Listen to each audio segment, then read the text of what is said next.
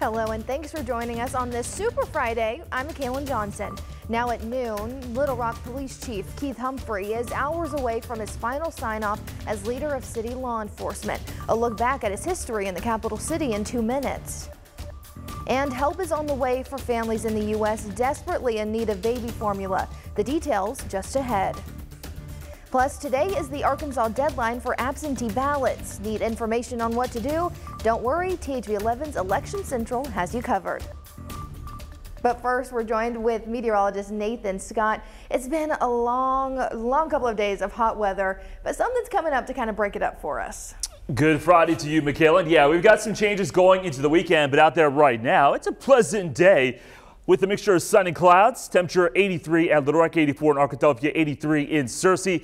And those clouds are those puffy cumulus clouds. So as we take a look at radar, it's all quiet. It's going to stay quiet out there today. Different story, though. The radar is going to get busy coming up for the weekend. And those winds, man, they had been gusty at times. We've got sustained winds now at 10 to 20 miles per hour from the south. But there have been gusts as high as 35 to 40 miles per hour. So that's why we do have a wind advisory for all the counties in the Brown. That includes Little Rock and off to the east, also parts of the Ozarks and the Ouachitas all the way through this evening. Highs today topping out into the upper 80s to lower 90s. We'll see more sun going through the afternoon hours, but I got to show you this because the weekend, the first half of the weekend, Saturday not looking too bad. Most of us will stay dry on our Saturday. The best chance of rain will be in North Arkansas, but the chance of showers and storms will be going up, and I'll have more on those details coming up.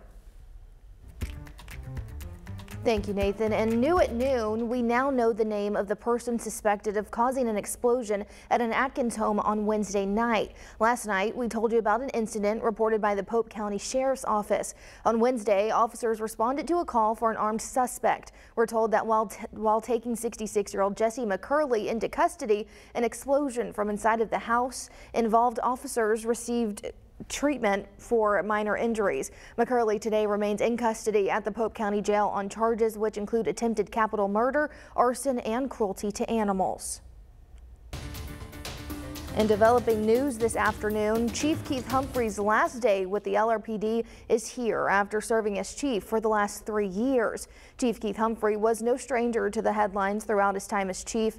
It all started with his appointment. It came just weeks after the 2019 shooting of Bradley Blacksher, in which he fired Officer Charles Starks, though a judge later ordered his rehiring. The most recent comes from January of this year, when the chief was placed on administrative leave after firing his weapon while on patrol New Year's Eve. He was back on the job 12 days later after he was deemed fit for duty, and there's been no update on an internal investigation since. As for what's to come, the hunt is on for a new LRPD police chief. Assistant Chief Crystal Young-Haskins will serve as interim, but no word on an official replacement.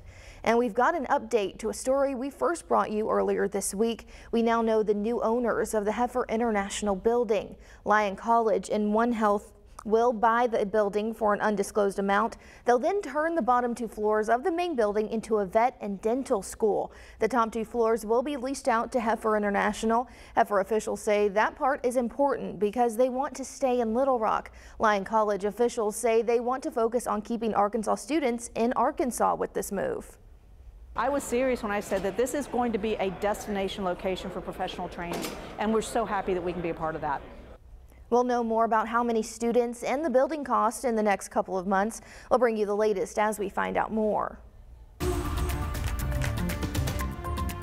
As of this morning, the CDC's weekly update on COVID-19 shows the Arkansas's community levels are low for every county. Right now, we are all green across the state. Even though our cases are currently rising, most of them are mild. People are not being told to mask up except on public transit.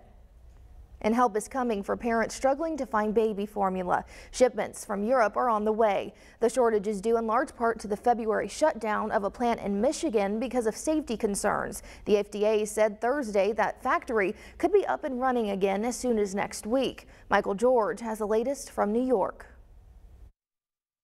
President Biden is expected to sign a bill the Senate approved Thursday that gives low-income families who are struggling to find baby formula more options. Now, millions of parents will have an easier time finding the baby formula they need. The formula shortage was caused in large part by the shutdown of the nation's largest formula plant in February because of safety concerns. The FDA says Abbott's Michigan facility is expected to be up and running again soon. We are on track to get open within the next week to 2 weeks. The U.S. is also organizing cargo planes to bring in formula from Europe. The initial shipments will be hypoallergenic formulas that serve a critical medical need. And it's not just parents of infants who are desperate for these supplies. 8-year-old Izzy Bradford suffers from a rare metabolic disorder and relies on prescription formula for about 70% of her nutrition. In a long term, not having the formula would result in permanent brain damage. She and her mother are frightened of what will happen if they run out of supplies. Michael George, CBS News, New York. Officials with the Medical University of South Carolina say 4 babies have had to be hospitalized because of issues related to the baby formula shortage. 3 had intolerances or allergies because their parents couldn't find the appropriate formulas for them.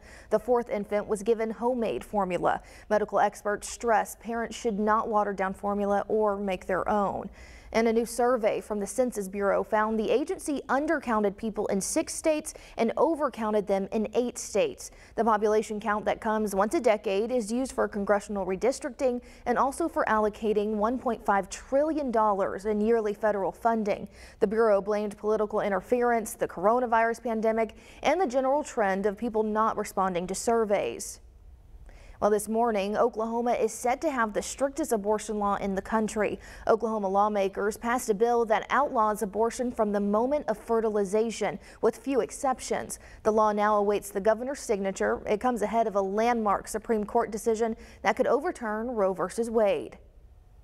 And Ukrainian President Volodymyr Zelensky is thanking the United States for a new $40 billion aid package. This comes as the Senate passed that $40 billion aid package on Thursday in Washington. Since the war started in February, the U.S. has committed $54 billion in support to Ukraine. That approaches the size of Russia's annual military budget. President Biden has arrived in Asia for meetings with new leaders in South Korea and Japan. National security interests highlight the president's trip, but the economy will also be a major talking point. Natalie Brand has more details from the White House. President Biden arrived in South Korea for his first trip to Asia since taking office. The administration has said focusing on the Indo-Pacific region and countering China's influence is a key foreign policy priority. So much of the future of the world is going to be written here in the Indo-Pacific over the next several decades. President Biden is meeting with South Korea's new president before heading to Japan for his first face-to-face meeting with their new prime minister.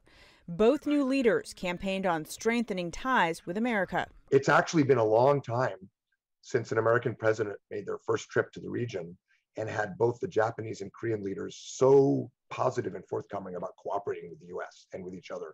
President Biden's trip to the region comes as U.S. intelligence indicates there is a very real risk that North Korea could test another ballistic or nuclear weapon. We are preparing for all contingencies, including the possibility that such a provocation would occur while we are in Korea or in Japan. We are coordinating closely with our allies in both Korea and Japan on this. The president is also stressing economic cooperation during a visit to a semiconductor plant. The ongoing shortage of microchips is one factor that's driving global inflation. Spotlight the need to secure our critical supply chains so that our economy, our economic and our national security are not dependent on countries that don't share our values. Samsung announced it will build a similar plant near Austin, Texas, hoping to begin production in 2024. Natalie Brandt, CBS News, the White House. Samsung is investing $17 billion in the new plant, making it the largest investment the company has made in the U.S. Well, mark your calendars. Tomorrow is Play Outside Day. Why researchers say outdoor play is so important for a child's mental and physical health when TV 11 News at Noon continues. And we'll start off our Saturday with some nice weather to play outside, but showers and storms will increase in coverage and intensity going into the late afternoon and evening hours. Then it turns much cooler Sunday. We've got a lot to talk about. It's all coming up next.